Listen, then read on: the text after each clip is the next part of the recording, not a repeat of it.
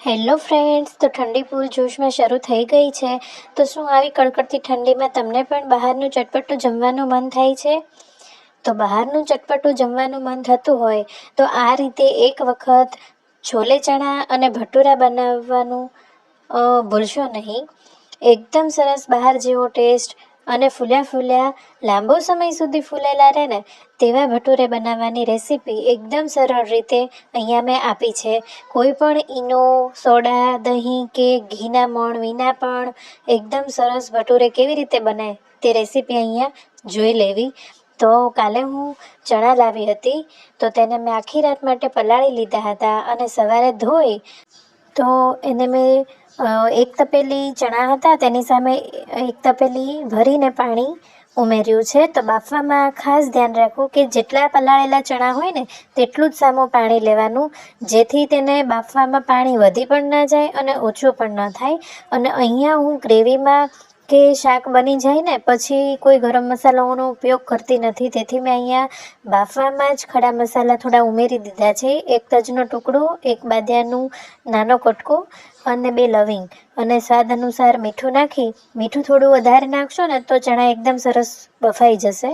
અને એક બટેટું આવી રીતે કાપીને નાખ્યું છે, જેથી ગ્રેવી આપણી એકદમ થીક થાય. તો તેને મેં પહેલાં 2 વિસલ ફાસ્ટ ગેસે અને પછી 3 વિસલ ધીમા ગેસે એવી રીતે 4 થી 5 વિસલ લગાવી છે. તો વિસલ થાય ત્યાં સુધીમાં અહીંયા મેં ચોખા ધોઈને પલાળી દીધા. અને આવું ચટપટું જમતા હોઈએ તો છાશ વિના તો ચાલે નહીં, તેથી છાશ પણ ઝેરીને રાખી દીધી, જેથી આપણે રસોઈમાં સમય ઓછો બગડે.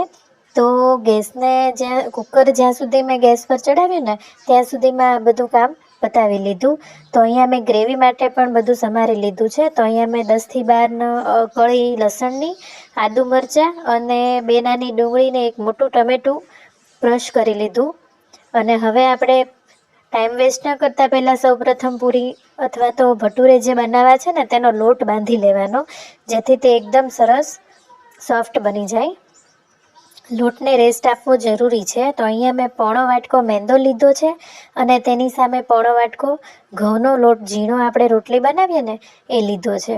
તો આ બંને વસ્તુ સરખા પ્રમાણમાં લેવાની. અને એક પોણા વાટકાની સામે મેં 1 ચમચી અહીંયા ઝીણો રવો લીધો છે. તો 2 ચમચી રવો હું અહીંયા નાખું છું. જો તમારી પાસે મોટો રવો હોય ને તો તેને થોડો પીસી લેવાનો. તો આ રીતે 2 ચમચી ભરી અને રવો ઉમેર્યો છે. અને અહીંયા હું લોટમાં દહીં કે સોડા ખાર વગેરેનો ઉપયોગ નથી કરતી. સિમ્પલ રીતે આપણે જેમ પૂરી બનાવીએ ને તે જ રીતે લોટ બાંધું છું. તો તમે એક વખત આ રીતે જરૂર ભટુરે બનાવવાનો પ્રયત્ન કરજો. એકદમ સરળ અને એકદમ સરસ બહાર જેવા બનશે.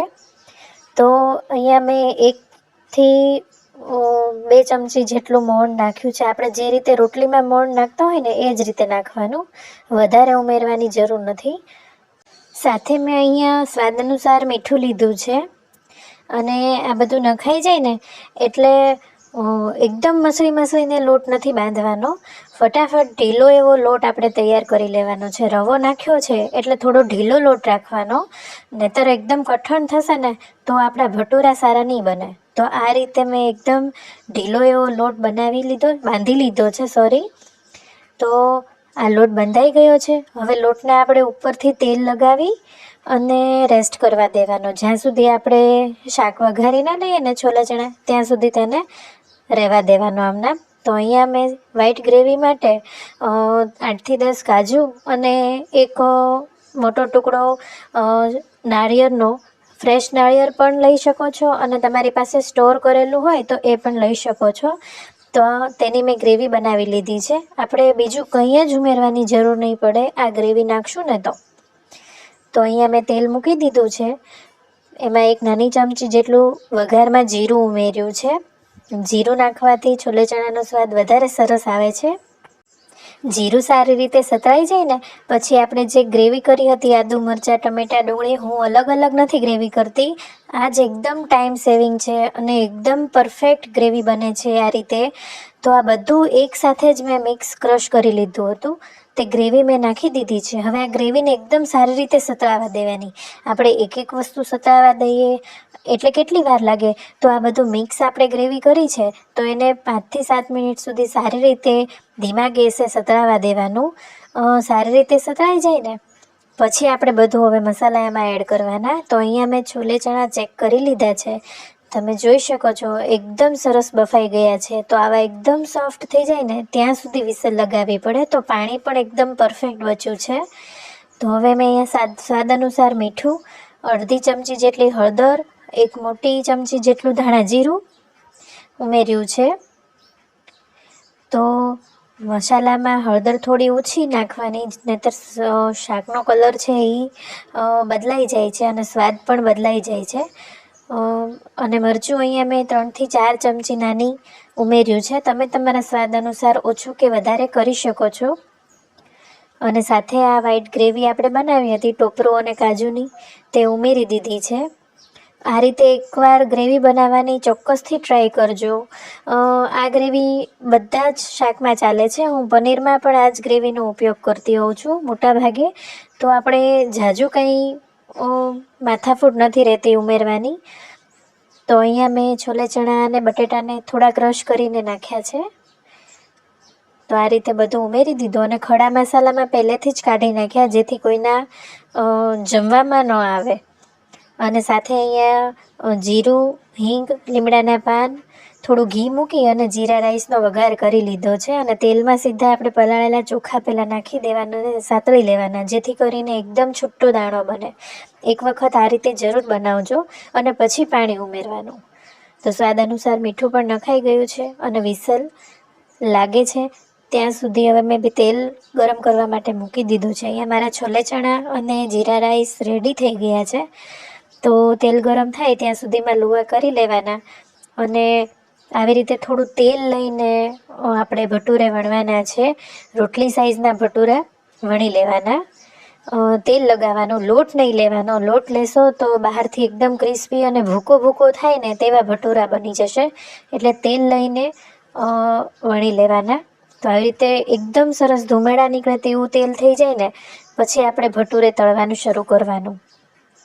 તો આવું રીતે ભટુરો તેલમાં નાખી થોડું ઉપર તેલ ચડે ને એ રીતે હલાવતા જવાનું જેથી આપણો ભટુરો એકદમ આખો ફૂલીને સરસ એકદમ ગોળ બની જાય.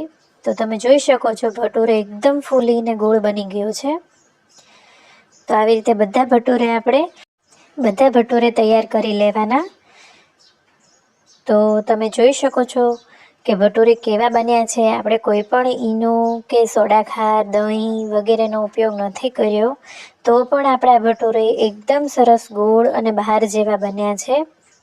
તો આવી રીતે તેલમાં થોડું મેં લુઓ ડીપ કર્યો હતો જેથી તેલમાંથી થોડું આવી ગયું છે આ પૂરી ઉપર, કચરો નથી.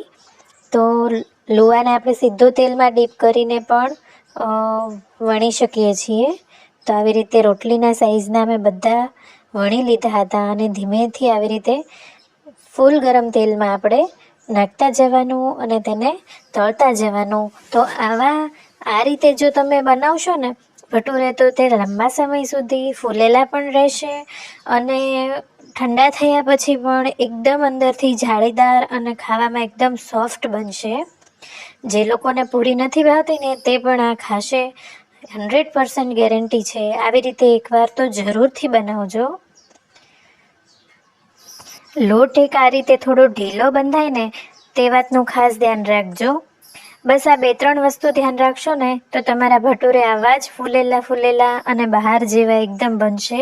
તો અહીંયા મેં એક પછી એક આ રીતે વણી અને અગાઉથી વણીને નથી રાખ્યો, એક વણતી જાઉં છું અને તળતી જાઉં છું. તો આ રીતે બધા જ ભટુરે મેં તૈયાર કરી લીધા છે. તો આટલા લોટની અંદર 4 થી 5 જણા આરામથી જમી લે છે. તો મારી રસોઈ બની ગઈ છે. અડધો કલાકની અંદર જ મારે છોલે ચણા, જીરા રાઈસ અને ભટુરે બધું જ રેડી થઈ ગયું છે. તો અત્યારે આવી ઠંડીમાં આ રીતનું રાત્રે અથવા બપોરનું પણ તમે જમવાનું બનાવી શકો છો. બંને ટાઈમ આ રીતનું ભોજન એકદમ સરસ લાગે છે. તેની સાથે મેં છાશ મૂકી છે અને આપણા શિયાળાના ગાજર ડુંગળી વગેરે તો આપણે રોજ ખાતા હોઈએ છીએ, તો અત્યારે ખાલી મેં ગાજર સર્વ કર્યા છે. તો એકવાર જરૂરથી ટ્રાય કરજો આ રેસીપી. તમારા બધાનો ધન્યવાદ સાંભળવા બદલ. અને જો વિડીયો ગમતા હોય તો વિડીયોને લાઈક કરી, શેર કરી, ચેનલને સબસ્ક્રાઈબ અચૂકથી કરજો.